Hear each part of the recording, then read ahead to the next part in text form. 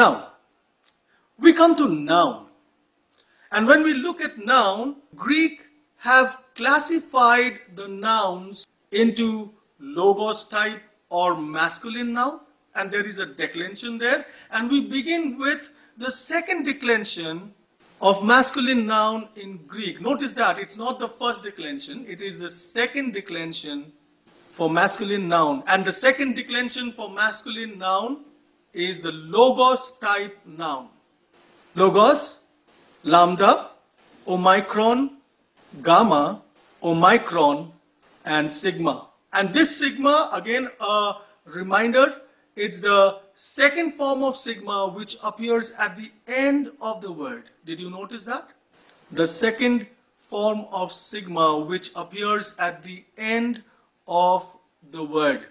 Logos means word. What is a noun, by the way? A noun is a naming word. The word noun means name. Now, we find that noun also have gender to it.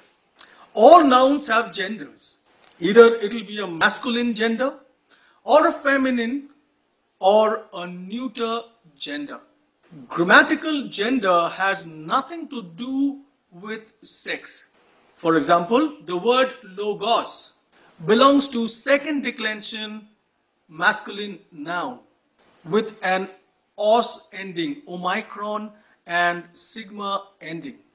So we find that every os ending nouns in Greek, every noun which is ending in a os ending, logos, theos, and many others, are all nouns which are classified under the second declension masculine noun, or we can say it's a logos type noun.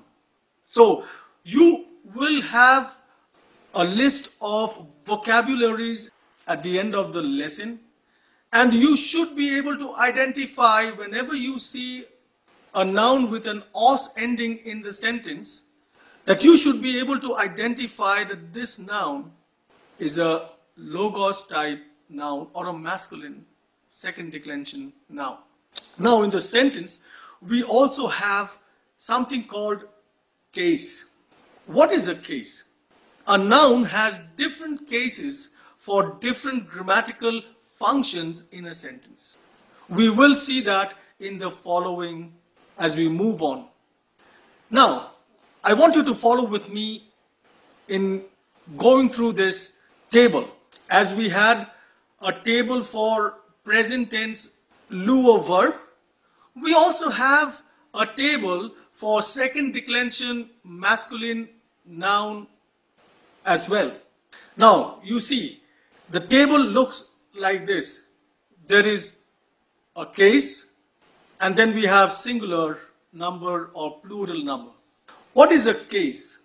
Case is, for example, which gives us the subject or the object, which we know as nominative case, vocative case, accusative case, genitive case, and dative case.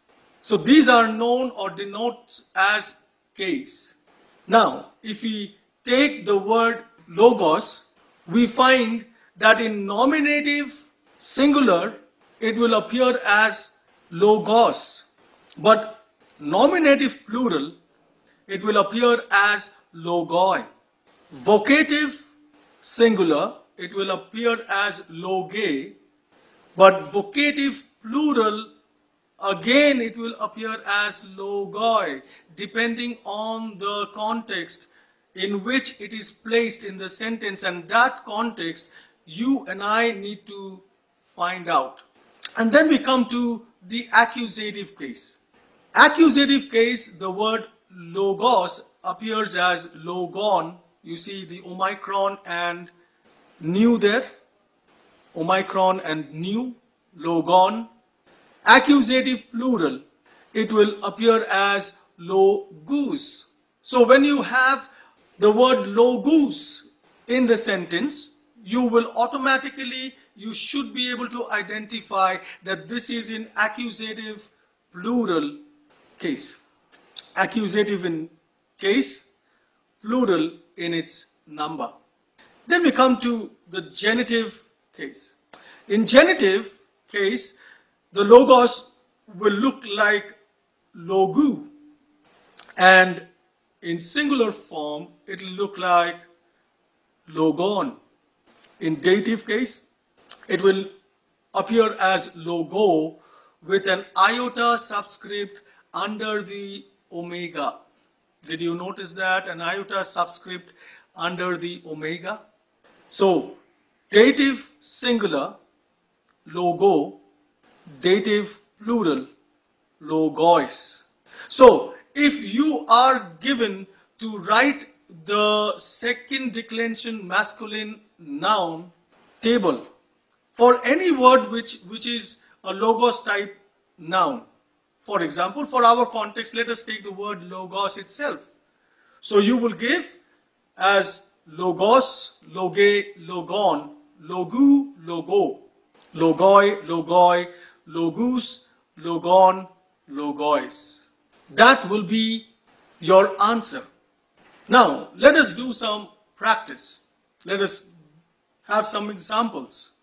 The word doulos appears right now as doulos. The word doulos, we find, is in accusative plural. The word apostolon is in genitive case, plural number. The word adelphon, it is in accusative case, singular in number.